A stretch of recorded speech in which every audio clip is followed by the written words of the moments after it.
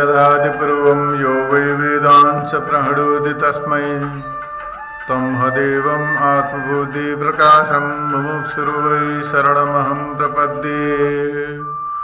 ओम।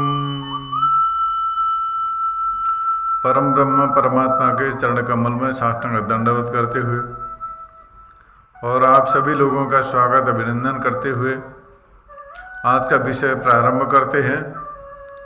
और आज का विषय है प्रश्नोत्तर मणिरत्नमाला, आद्य जगद्गुरु भगवान भाष्यकार द्वारा विरचित प्रश्नोत्तर मणिरत्नमाला नामक लघु ग्रंथ के विषय में आज विचार करेंगे।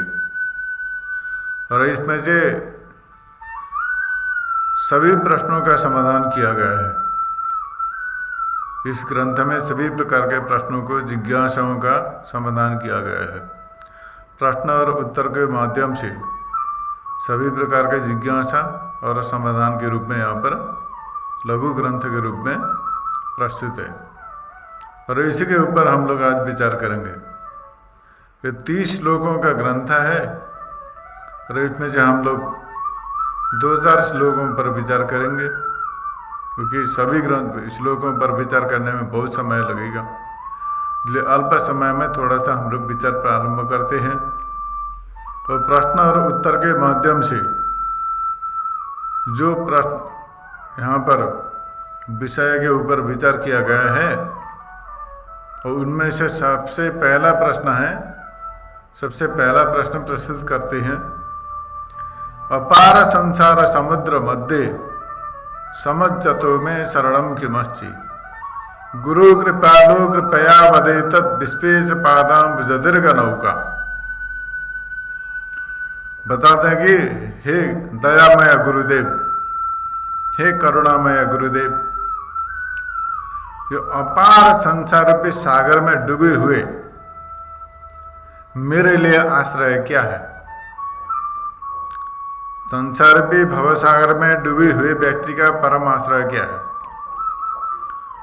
जिस प्रकार भवसागर में और किसी बड़े सागर में डूबे हुए व्यक्ति के लिए जहाज आश्रय होता है, नदी में डूबे हुए व्यक्ति के लिए नौकाएं आश्रय होती है, उसी प्रकार ये भवसागर में डूबे हुए मेरे लिए क्या है, कोई आश्रय है कि नहीं है। सो बताते हैं विस्पेश पादाम्बुज दीर्घ नौका। संसार पे भवसागर में डूबे हुए व्यक्ति के लिए परम आश्रय है, और वो आश्रय है परमात्मा के चरण कमल की भक्ति।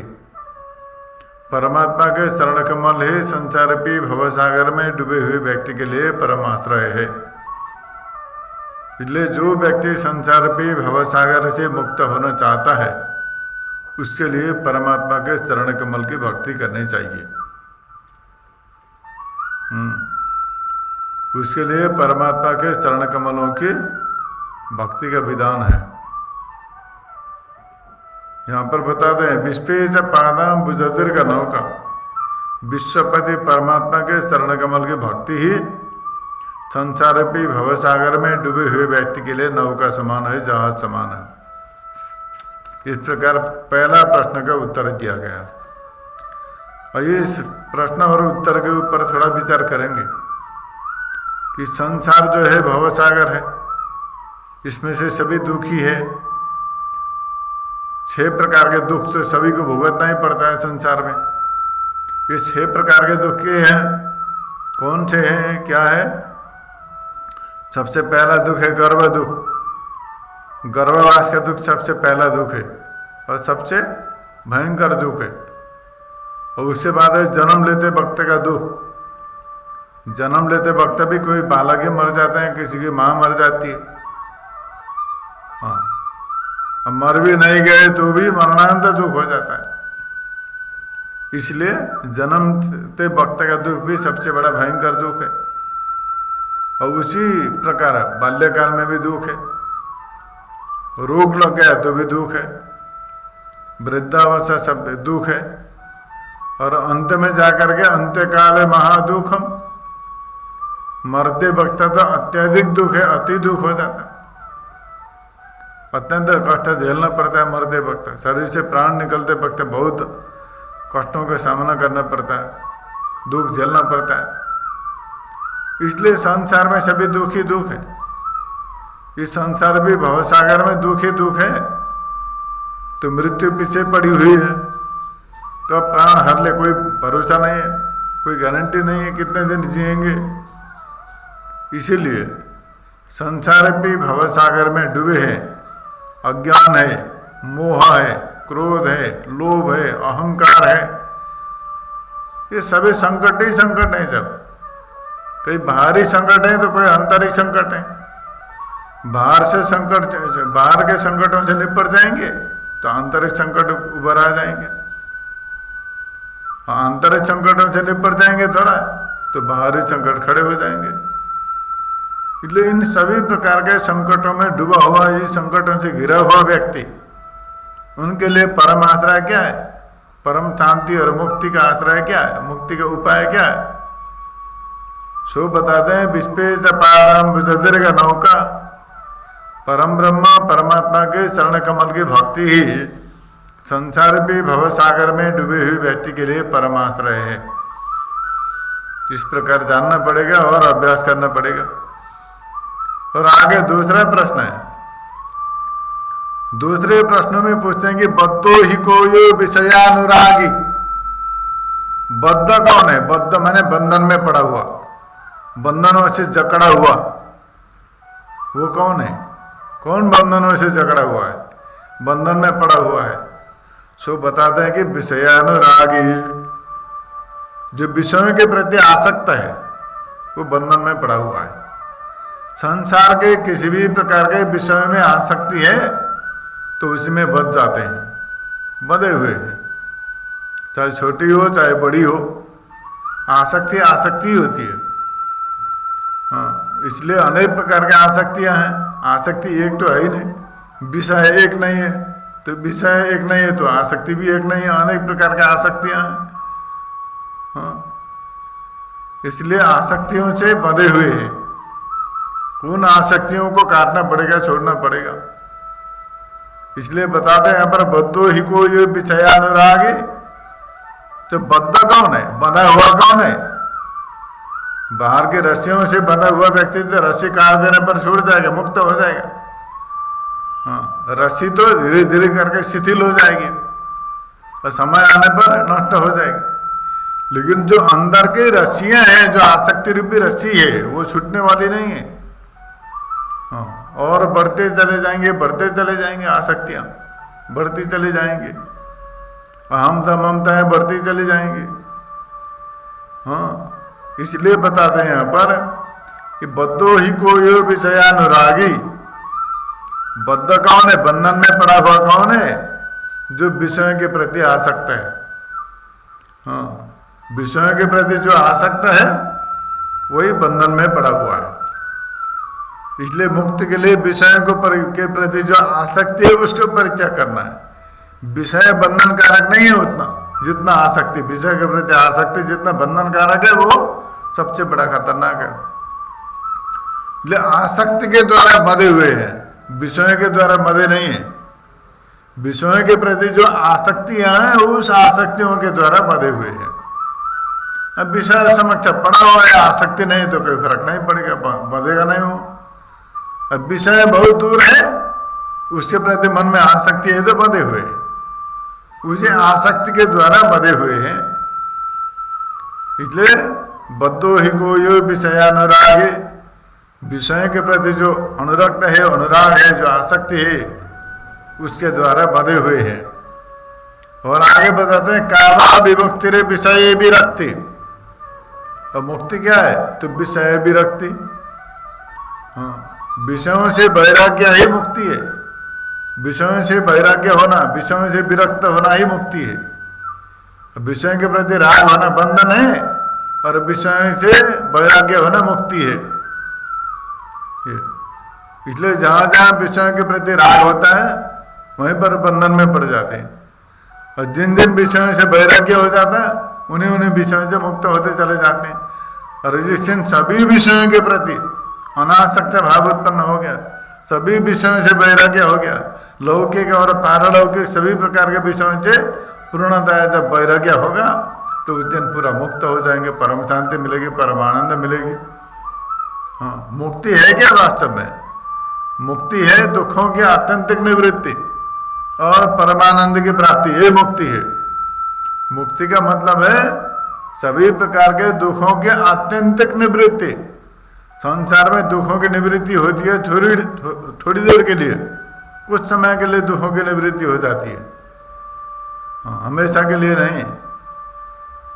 आज एक दुखों से मुक्ति मिलेगी तो 2-4 दुख और कौन आ जाएंगे, 2-4 दुख कौन और आ जाएंगे, उससे मुक्ति मिलेगी जो 10 दुख और आ जाएंगे।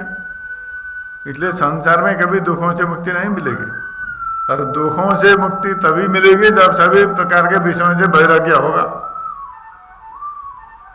इसलिए बता दें सभी प्रकार के कावा विमुक्ति विषय विरक्ति, सभी प्रकार के विषयों से जब वैराग्य होगा तभी मुक्ति मिलेगी। इसलिए कहा गया है शास्त्र में, नीति शास्त्रों में कि वैराग्यमेव अभयम, वैराग्य ही सबसे बड़ा अभय का साधन है। जब वैराग्य होगा, पूर्णतः वैराग्य होगा, तो सभी प्रकार के भयों से मुक्त हो जाएंगे, भय निवृत्ति हो जाएंगे। हाँ, इसलिए कहते हैं प्रकावा विमुक्ति विषय विरक्ति, सभी प्रकार के विषयों से मुक्त हो जाएंगे, विषयों के प्रति आसक्ति से मुक्त हो जाएंगे, आसक्तियाँ नष्ट हो जाएंगी, तो दुखों की आत्यंतिक निवृत्ति हो जाएगी, परमानंद की प्राप्ति हो जाएगी। दुखों की आत्यंतिक निवृत्ति भी हो जाएगी और परमानंद की प्राप्ति हो जाएगी। इसीलिए बताते हैं पर कावा विमुक्ति विषय विरक्ति। अब आगे बताते हैं को वासी घोरो नरक स्वदेह। घोर नरक क्या है? सबसे बड़ा घोर नरक तो बताते हैं स्वदेह, अपना शरीर ही सबसे बड़ा घोर नरक है। और सुनने में बड़ा विचित्र लग जाता है। हाँ, अपना शरीर ही कैसे नरक होता है? इतना दुख कष्ट करके पालन पोषण करते हैं, इतने लाड़ प्यार करते हैं, शरीर के प्रति जितना प्रेम करते हैं शायद वो दूसरी वस्तु से नहीं करते। इसीलिए बता दें यहाँ पर कि शरीर क्यों ना रखें, तो इसमें से थोड़ा चिंतन करने की आवश्यकता है, विचार करने की आवश्यकता है कि शरीर किन चीजों से बना हुआ है, ये विचार करना पड़ेगा। शरीर जो है किन चीजों से बना हुआ है, किन वस्तुओं के द्वारा बना हुआ है, ये विचार करना परम आवश्यक हो जाता है। और सबसे शरीर का सबसे पहला भाग है त्वचा, चमड़ी। जो चमड़ी है ना, देखने में गोरा लाल काला विभिन्न प्रकार के चमड़ियां हैं, तो चमड़ी है, चमड़ी से ऊपर से ढका हुआ है, प्लास्टर हुआ है, उसके अंदर है मांस, उसके बाद रक्त और हड्डियां, अंथड़ियां। अगर सभी चीजों के ऊपर विचार करेंगे तो शरीर में ऐसा कोई भी वस्तु नहीं है जिसको पसंद किया जा सके। शरीर में ऐसा कोई भी वस्तु नहीं है जिसको पसंद किया जा सके। हाँ, सबसे घृणित वस्तुओं से बना हुआ है, सभी प्रकार के अशुद्ध वस्तुओं के द्वारा निर्माण हुआ है शरीर का। इस तरह के शरीर में बैठना पड़ेगा, मैं मेरा कर करके बैठे हुए हैं। रहने के लिए बहुत बढ़िया मकान बनाते हैं, बहुत बड़ी साफ सुथरा जगह में रहते हैं, बहुत अच्छी बात है, ऐसे भी रहना चाहिए। लेकिन जो शरीर है ना, वो कभी शुद्ध होने वाला ही नहीं। जितना भी मले, जितना भी धोए, जितना भी कुछ भी करे, श्रृंगार करे, कुछ भी करे, कभी शुद्ध होने वाला नहीं है, कभी पवित्र और साफ होने वाला नहीं है। क्योंकि शरीर 9 द्वार है, 9 द्वारों से बना हुआ है, 9 द्वार है शरीर में। शरीर जैसे एक महल है, एक महल में जैसे दरवाजे खिड़की होते हैं, उसी प्रकार के शरीर में भी 9 प्रकार के खिड़की और दरवाजे हैं। ऊपर तो 7 हो गए, 2 नाक में 2 छिद्र है, और 2 आंखें हैं, 2 कान हैं, और मुंह है, 7 हो गए, और नीचे के 2 7 हो गए। इन्हें 7 द्वारों से बना हुआ, 7 द्वार से युक्त जो पुरी है, पुरी माने शरीर, पुर माने स्थान, रहने का स्थान, नवद्वारे पुरे देहि नैव कुर्वन्न कारयन्। तो भगवान ने गीता में कहा कि नवद्वारे पुरे देहि, ये 9 द्वार वाले पुर में बैठे हैं। देही माने आत्मा, देह में रहने वाले देही, बिना कुछ किए बैठा है 9 द्वार वाले पुर में। अब ये 9 द्वार वाले पुर को अपना मान बैठे हैं, अज्ञान के कारण, अविद्या के कारण 9 द्वार वाले पुर है, उसको अपना मान करके बैठे हैं। ये मेरा है बोल करके, ये मैं बोल करके इस प्रकार के बैठे हैं। और ये मेरा भी होगा नहीं, कभी मैं भी नहीं है। ये शरीर जो है मैं भी नहीं हूं और मेरा भी नहीं है, इस प्रकार के समझना पड़ेगा, थोड़ा विचार करना पड़ेगा इसमें। और ये जो सबसे अपवित्र अशुद्ध शरीर है, 9 द्वार है, इसमें और 9 द्वारों से दुर्गंधाएं निकलती जाती है, अपवित्र वस्तुएं निकलते रहते हैं। चाहे कान से देखो, चाहे किसी भी द्वार को देखो, विचार करो थोड़ा, तो कोई भी द्वार शुद्ध नहीं, पवित्र नहीं, अशुद्ध वस्तुओं से बना हुआ है। इसलिए इन अशुद्ध वस्तुओं से बना हुआ जो ये पुतला है, चामड़े का पुतला, चांद का पुतला, अस्थि पंजर, हाँ, इससे बड़ा नरक क्या हो सकता है? हाँ, तो बता दें यहाँ पर, कुवासी घोरो नरक स्वदे है, सबसे बड़ा घोर नरक क्या? ये शरीर ही सबसे बड़ा घोर नरक है। हाँ, इसलिए बता दें यहाँ पर, तृष्णा सया स्वर्ग पदम की मस्ती। और स्वर्ग पद क्या है? तृष्णाओं का नाश होना ही स्वर्ग पद है। जो तृष्णाएं है ना, तृष्णाएं, डिजायर्स, तो डिजायर्स को नष्ट करना ही स्वर्ग पद है। जिस दिन डिजायर पूरा डिजायरलेस हो जाएंगे, सभी प्रकार के तृष्णाएं नष्ट हो जाएंगे, तो उस समय स्वर्ग पद में प्रतिष्ठित हो जाएंगे, बड़े आनंद से, बड़े आराम से मस्त हो जाएंगे। हाँ, इसलिए तृष्णाओं के कारण ही दुखी है सब, नरक भोग रहे हैं, दुख भोग रहे हैं, कष्ट भोग रहे हैं। क्यों? तृष्णाओं के कारण। अहमता, ममता, माया, अहंकार, कामना, वासनाएं बहुत सारी हैं, तृष्णाएं। तो इन सभी तृष्णाओं के जकड़ने के कारण हम लोग दुखी हैं। ये सारे तृष्णाएं सब नष्ट हो जाएंगे तो वही स्वर्ग पद है। तृष्णाओं का नष्ट होना ही स्वर्ग पद है, इस प्रकार समझना चाहिए। तो आगे बताते हैं, संसारित का श्रुतिजात्म बोधा। अब ये संसार को हरण करने वाला कौन है? कोई है ऐसे वस्तु जो संसार को हरण कर सकते? संसार को हरण करने वाला कौन है? तो बताते हैं, श्रुतिजात्म बोधा। श्रुति माने उपनिषद, वेदांत वाक्य के श्रवण मनन के द्वारा जो तत्व का साक्षात्कार हो जाएगा, उसके बाद संसार के आत्यंतिक निवृत्ति हो जाएगी। जो दृश्य प्रपंच जो है ना, अभी सत्य मालूम पड़ रहा है, उस समय असत्य मालूम पड़ेगा। जिस प्रकार स्वप्न में देखे हुए वस्तुओं को सत्य मान लेते हैं, जब तक स्वप्न नहीं टूटेगी, जब तक स्वप्न देखते रहेंगे तो स्वप्नावस्था में देखे हुए सभी पदार्थों को भी सत्य मान बैठेंगे, उस समय सत्य मान लेंगे। लेकिन जब स्वप्न टूट जाएगा, उससे स्वप्न से जब जग जाएंगे तो उस समय पता चलेगा कि स्वप्न तो असत्य। स्वप्न में जितने भी पदार्थ दिखाई दे रहे थे, जो भी सुनाई पड़ रहा था, वो सब असत्य है। लेकिन जगने से पहले सब सत्य मालूम पड़ रहे थे, लेकिन जगने के बाद सबके सब मिथ्या असत हो गए। उसी तरह ये सारा संसार दृश्य प्रपंच जो है, जागृत अवस्था में जो दिखाई पड़ रहा है, जो सुनाई पड़ रहा है, जो दृष्टिगोचर है, ये भी जब तक ज्ञान नहीं होगा, तत्व ज्ञान नहीं होगा, तब तक सत्य मालूम पड़ेगा। जिस दिन ज्ञान हो जाएगा, विचार करेंगे, अनुसंधान करेंगे आत्म तत्व के, ब्रह्म तत्व के, और ये जगह प्रपंच के संबंध में भी सूक्ष्म विचार करने पर पता चलेगा कि कुछ नहीं मिलेगा यहाँ पर, कोई भी वस्तु सत्य नहीं है। इसलिए बताते हैं कि संसार हृत का श्रुतिजात्म बोध।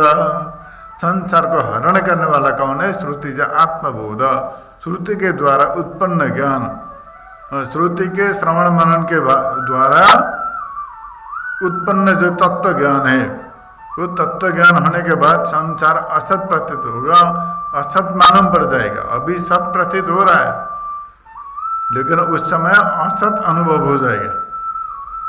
संसार असत होते ही संसार से मुक्ति मिलेगी।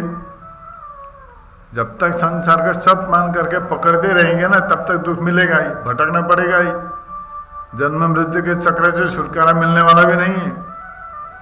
लेकिन जिस दिन संसार असत मालूम पड़ेगा और आत्मा और ब्रह्म के एकत्व का बोध हो जाएगा, आत्मा और ब्रह्म के एकत्व, ब्रह्मात्मा का बोध होने के बाद संसार रूपी यह दृश्य प्रपंच जो है असत हो जाएगा।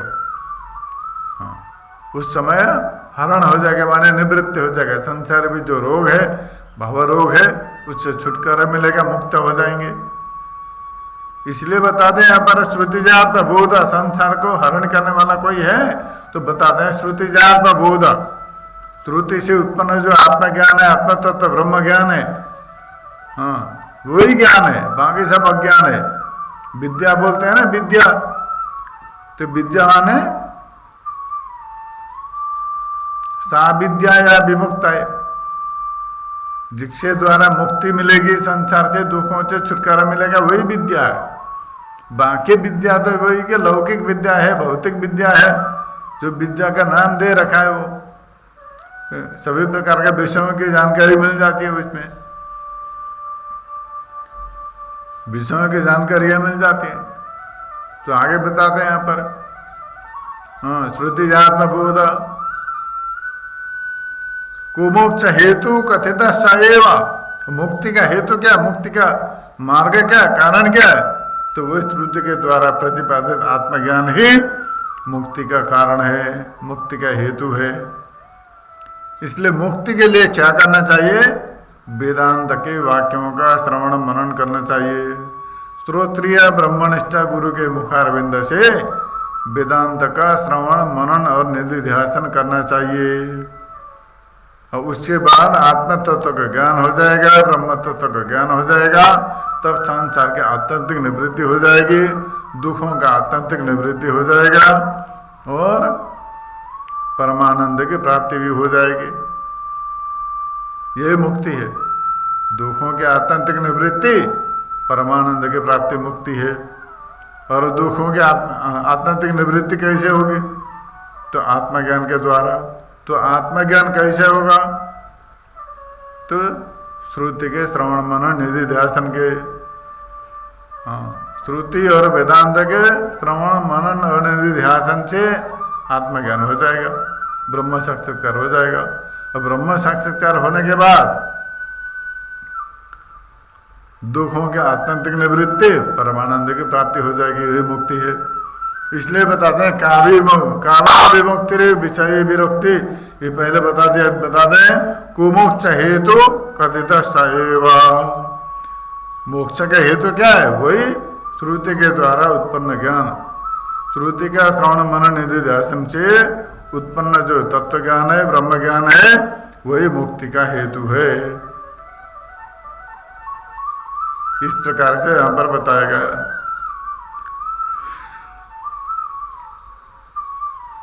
और भगवान श्री कृष्ण ने गीता में कहा, अध्यात्म ज्ञान नित्यत्वम तत्व ज्ञानार्थ दर्शनम एतत् ज्ञानमिति वृत्ता अज्ञानम यदतुन्यथा। अध्यात्म ज्ञान है, नित्य ज्ञान है, वास्तविक ज्ञान है। और अध्यात्म ज्ञान की अपेक्षा बाकी ज्ञान सब जो है, जितने भी ज्ञान है सब अज्ञान है, क्योंकि सब बंधन में डालने वाले हैं सभी ज्ञान। जो अध्यात्म ज्ञान ही है, अध्यात्म तत्व संबंधित ज्ञान, ब्रह्म तत्व संबंधित जो आध्यात्मिक ज्ञान है, वही मुक्ति का हेतु है, वही वास्तव में ज्ञान है, जो उसी को विद्या कहते हैं। हाँ सा विद्या या विमुक्त है, हाँ जिससे द्वारा मुक्ति मिलेगी वही विद्या है। अब विद्या का फल क्या है, विद्या फलम छत असता निवृत्ति। विद्या का फल है असत से निवृत्ति। और विद्या का अध्ययन किया, सब कुछ जान लिया, समझ लिया, लेकिन असत से निवृत्ति नहीं हुई तो विद्या का फल प्राप्त नहीं हो। सब कुछ पढ़ लिया, जान लिया, समझ लिया, अच्छी बात है, लेकिन असत से निवृत्त नहीं हुई तो विद्या का फल प्राप्त नहीं हुआ। विद्या सफलीभूत नहीं हुई, विद्या फलीभूत नहीं हुई। इसलिए विद्या फलम चाद असत निवृत्ति, विद्या का फल है असत से निवृत्ति। हाँ, विद्या क्या है? ब्रह्म विद्या, वही नित्य विद्या है, वही आध्यात्मिक ज्ञान है, वही मोक्ष का हेतु है। इस प्रकार समझना चाहिए। और विद्या के अभ्यास में संलग्न रहना चाहिए। विद्या है वेदांत का श्रवण करके जो बुद्धि उत्पन्न होती है, वेदांत के श्रवण के द्वारा जो ब्रह्म विद्या, ब्रह्मकार वृत्ति, It's 8 o'clock. हाँ, आध्यात्मिक ज्ञान जो उत्पन्न होती है वही विद्या है। उसी के लिए अभ्यास करना चाहिए, वही प्रयत्न करना चाहिए, वही साधना है। हाँ, साधना का मतलब वही कि वे किसी जंगल में बैठ करके माला जपने का नाम ही साधना नहीं है। सबसे बड़ा साधना है वेदांत का श्रवण, मनन और निधिध्यासन। यही सबसे बड़ा साधन है, यही सबसे बड़े साधन है, श्रवण मनन निधिध्यासन। इसके विषय में विस्तार से बताएंगे धीरे धीरे करके। तो आगे बताते हैं यहाँ पर द्वारम किमेकम नरकश्च नारी। हाँ, एक नरक का द्वार है, वो क्या है बता दें? नारी बताते हैं, नारी बता दिया। हाँ, क्योंकि जो पुरुष नारी के प्रति आसक्त हो जाएगा वो प्रपंच में पहुंच जाएगा, और जो नारी पुरुष के प्रपंच में पहुंच जाएंगे वो बंधन में, एक दूसरे के बंधन में पड़ जाएंगे, बाद में जाकर के धोखे खा जाएंगे। यहाँ पर सभी नारियों के विषय में नहीं होगा। जो दुष्प्रवृत्त, जो दुष्प्रवृत्त वाले व्यक्ति हैं उनके विषय में समझना चाहिए, उनके संबंध में समझना चाहिए। दुष्प्रवृत्ति वाले पुरुष भी होते हैं, नारी भी होते हैं। हाँ, नारी भी होती है, तो उनके चक्कर में पड़ जाएंगे, उनके संगत में रहेंगे तो दुख तो भुगतना पड़ेगा ही। हाँ, दुख भुगतना पड़ेगा, इसलिए बताते हैं यहाँ पर। हाँ, आगे बताते हैं का स्वर्गदा प्राणभृता अहिंसा। स्वर्ग प्रदान करने वाला कौन है? स्वर्ग प्रदान करने वाला है प्राणभृताम अहिंसा। जो प्राणधारी जीव है उनकी हिंसा नहीं करनी चाहिए। जितने भी संसार में प्राणधारी जीव है उनका हिंसा नहीं करना चाहिए, उनकी हिंसा नहीं करनी चाहिए, हत्या नहीं करनी चाहिए। चींटी से लेकर के हाथी पर्यंत जितने भी शरीर हैं सब में परमात्मा का वास है। सब परमात्मा ने बनाया है, परमात्मा ने निर्माण किया है, इसलिए सब परमात्मा के वास है, सभी परमात्मा के वासस्थान है। ईश्वर सर्वभूतानां हृदय सिरजुन तिष्ठति। ईश्वर जो है सभी प्राणी के हृदय देश में विराजमान है। इसलिए क्या हुए तो सभी शरीर जो है कि ईश्वर के निवासन मंदिर हो गए, मंदिर तो उनको नहीं तोड़ना चाहिए ना, मंदिर नहीं तोड़ा जाता एक। और दूसरी बात है सभी जीव जीना चाहते हैं। हाँ, सबको अपनी जान प्यारी है। हाँ, अपना जीवन सबसे बड़ा प्यारा हो जाता है। जिस तरह से अपना जीवन अपने के लिए सबसे बड़ा प्यारा है, हम जीना चाहते हैं, औषधि ले करके कुछ भी करके हम जीना चाहते हैं, मरना नहीं चाहते, दुख कष्ट नहीं झेलना चाहते। उसी प्रकार सभी प्राणी भी जीना चाहते हैं, दुख कष्ट झेलना नहीं चाहते हैं, शांति से रहना चाहते हैं, कष्टों से मुक्ति चाहते हैं। तो उनको संकट में कष्ट में क्यों डालें? ये सबसे बड़ा पाप है। इसलिए कहा गया है कि अहिंसा परमो धर्म। किसी भी प्राणी का हिंसा नहीं करना चाहिए।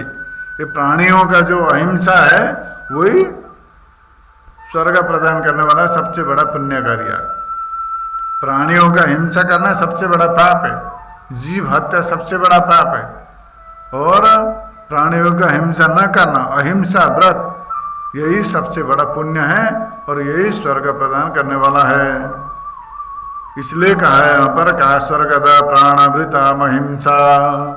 स्वर्ग प्रदान करने वाला क्या है? प्राणावृता माने प्राणधारियों की हिंसा नहीं करनी चाहिए, उनकी अहिंसा ही स्वर्ग प्रदान करने वाला है। इस प्रकार यहाँ पर बताया गया है।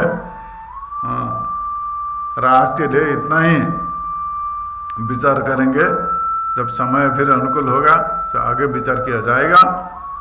अभी के लिए इतना। हरिओम तत्सत, हरिओम तत्सत।